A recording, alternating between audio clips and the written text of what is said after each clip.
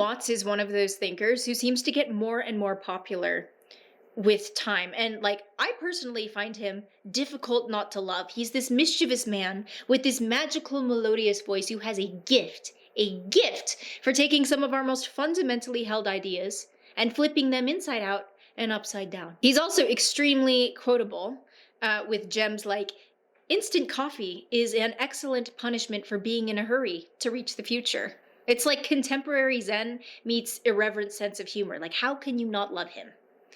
Well, turns out a lot of people don't love Alan Watts, and I think they're all curmudgeonly and dogmatic and have no sense of play. But to be fair, his detractors do have some valid points. For example, Alan really, really, really loved alcohol and women. Now, those of us who are fans of Alan would say, "Oh, well, he was a sensual man. Of course he loved dancing and music and sex and altered states of consciousness." Those who are not in favor of Alan Watts tend to call him a womanizer and an alcoholic. I don't know if that's true, per se. I do know that his first wife divorced him for being a sexual pervert, and I quote, he was a 60s hippie, right? And he believed in free love, which fine, to each their own, but his wife was monogamous, and he was working as an Episcopalian priest at the time. Rumor also has it that boarding school had given him a flogging kink. Okay, Alan. Hashtag naughty priest. Hashtag mystic daddy over here. I bet he was a red tantra dude. The point here is that Alan was not some holier-than-thou, pedantic, righteous guru. Okay, he was a man, a flawed one, kind of a wild one, and he was the prototypical trickster, something that became very apparent to me when reading this book, Out of Your Mind, Trickster's Interdependence, and the Cosmic Game of Hide and Seek. Now, what I didn't realize initially when I picked up this book is that it is actually a very condensed transcription of his original lectures. And so if you want the full experience, I highly recommend the audiobook. The audiobook is 13 hours long, and so this is maybe 20% of the total content. If you only get the book, you're going to be missing out on a lot of the juicy parts. So I recommend the audiobook. But my favorite part about this audiobook, this book, and about Alan in general is his ability to reframe things so we see them in an entirely new light. Sometimes he says things and you get this micro insight where suddenly the world looks to you like it did when you were a child, right? When we were full of wonder and questions and no answers.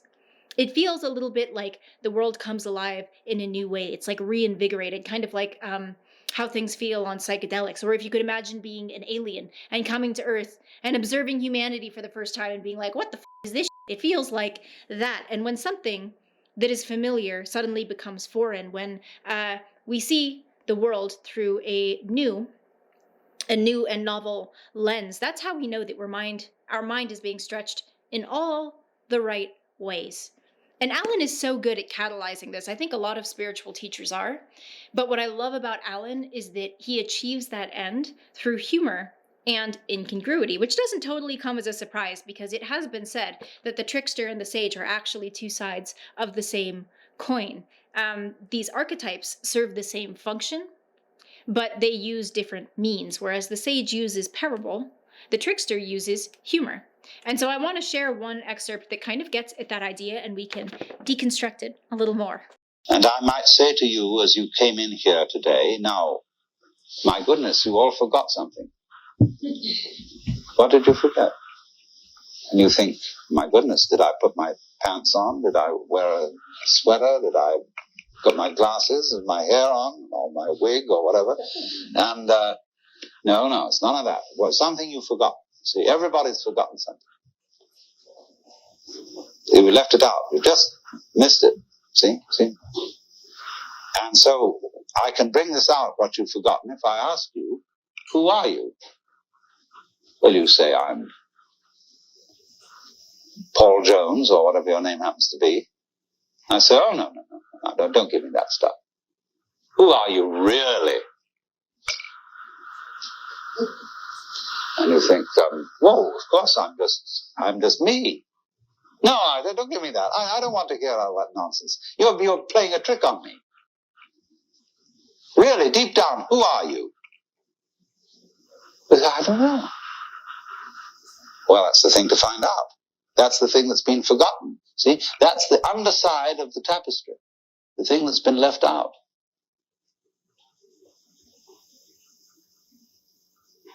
Because what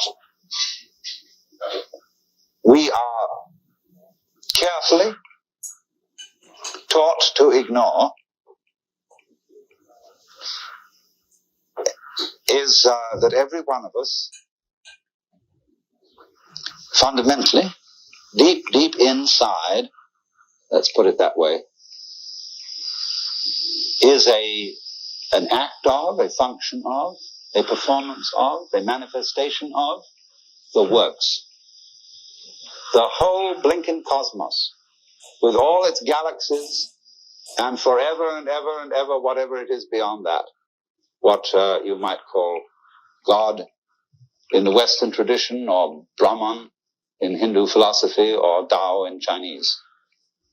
Every one of us is really that, but we are pretending we aren't. And we are pretending with tremendous skill and deception. Now, what I would call a really swinging human being is a person who lives on two levels at once.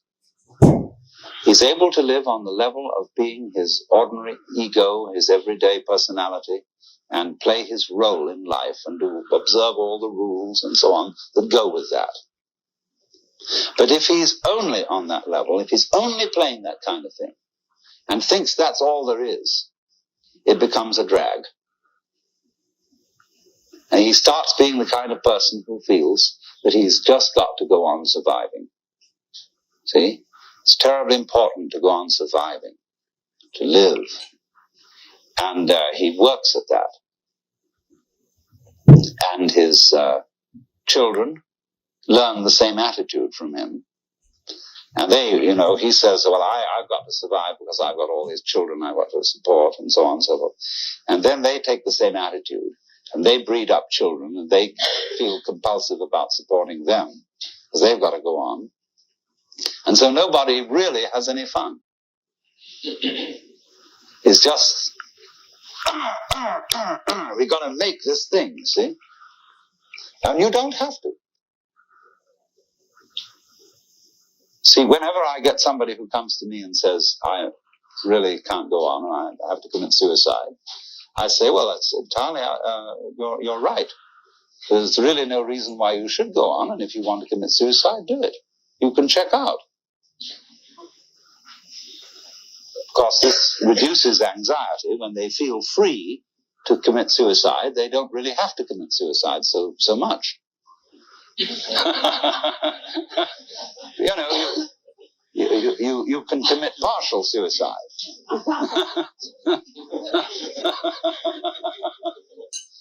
So, the sense that you just have to go on living, see, that life is a must. When you say to anything spontaneous, see, life is spontaneous. It happens, in the words of the Taoists, which means of itself so. That's their Chinese expression for nature. What happens by itself, what isn't pushed, but it just pops up, you see? Like, I'll never forget, there was a great Zen master I knew once in New York. He was giving a lecture one evening, and he was dressed in his gold ceremonial robes, and he was sitting in front of an altar like this sort of thing, but he had a table in front of him with very formal, with candles on it, and a sutra scripture on a little desk, and he was lecturing on the sutra, and he said, fundamental principle in Buddhism is no purpose. Purposelessness. When you drop fart, you don't say, at 9 o'clock I drop fart. It happened of itself. And all these pious Western devotees, kind of put their handkerchiefs in their mouths and try not to laugh. So, but that's the meaning of something that happens of itself, like drop fart or have hiccups or you came into being, you know. It happens in a kind of a plop way like that. See? Now, you can't tell that process. You ought to happen. You must happen. Because that puts a bind on it. In the same way as when you have a little child and all the relatives that come to a party on Thanksgiving, and you put the child into the middle of all the relatives and say, now dear, play. See, it absolutely bugs the child to do it like that. And so this is the problem for every artist. Because an artist is a man who makes his living by playing, whether he's dancing or painting or playing music or whatever it is. And he has to overcome this problem. He has to know how to play in public at a given time on an appointment. See? And that's not an easy thing to learn. But when you catch on to the trick of it, you can do it. To play on demand. That's the hardest lesson of life. To contrive what is called by my Japanese artist friend Saburo Hasegawa a controlled accident. The thing is that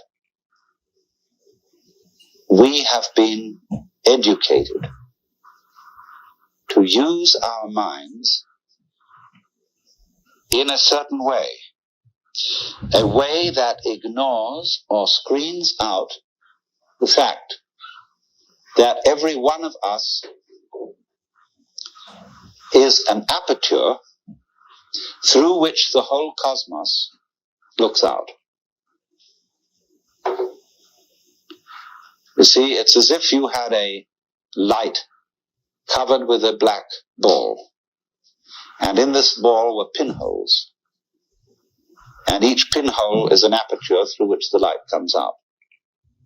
So in that way, every one of us is actually a pinhole through which the fundamental light, that is the existence itself, looks out. Only the game we're playing is not to know this. To be only that little hole, which we call me, my ego, my specific John Jones, or whatever. If, however, you see, we can maintain at the same time the sense of being this specific John Jones with his role in life, or whatever, and know also underneath this that we are the whole works, you get a very marvelous and agreeable arrangement. This is a most remarkable harmoniousness. I mean, it gives one's life a great sense of joy and exuberance if you can carry on these two things at once. If you, in other words, you know that all the serious predicaments of life are a game. There is so much happening in that 8-minute segment. And for the record, this only translates to like a page and a half in the book. So again, if you're only reading the hard copy, like you're missing a lot of the context, get the audiobook. One of the underlying ideas in this segment is repeated again and again throughout the book. And it's not explicitly stated here, but it is this idea that life is fundamentally playful.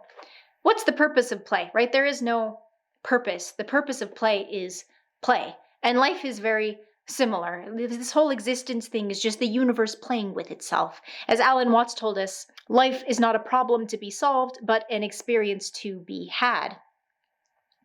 And he comes back to this idea again and again throughout the book that we are God playing human. And each time he does it from a slightly different angle. So in this passage, he's talking about Buddha farts and Paul Jones. In other sections, he's talking about the cosmic game of hide and seek, right? That idea that we are the universe looking at itself through an aperture.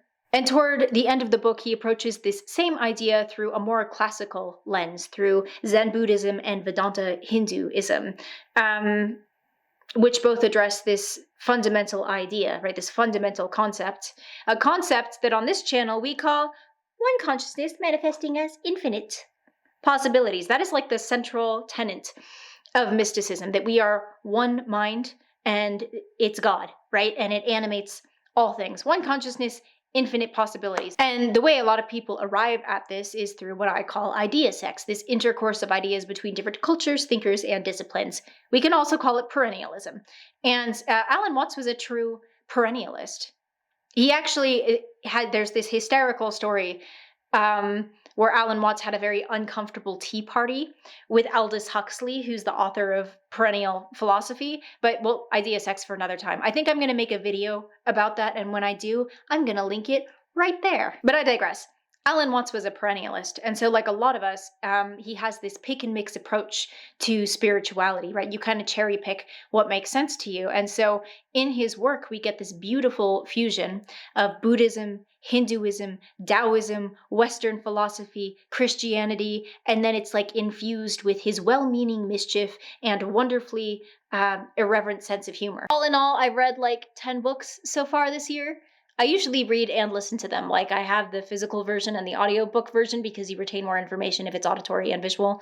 But what's my point? My point is, I don't know if it's my favorite book. It was definitely a toss-up, but it was my favorite audiobook, to be sure, because it's read in the magical voice of Alan Watts. And I've said it before that I would literally pay, I would pay the ghost of Alan Watts to read me bedtime stories. So for the third time, if you're interested in this, do get the audiobook instead of or in addition to the hard copy. I was so disappointed that there's so much edited out of here because I was listening to this on a road trip to California and was marking like little clips in the audiobook thinking that I could add bookmarks later, but when I went to transcribe all of my thoughts and ideas and clips, they weren't in the book. And the other benefit, of course, is that you get to listen to all of this in Alan Watts's voice with his magical twinkling laughter. Like it's part of what makes his work so special. So get the audiobook. In any case, thank you so much for having idea sesh with me today,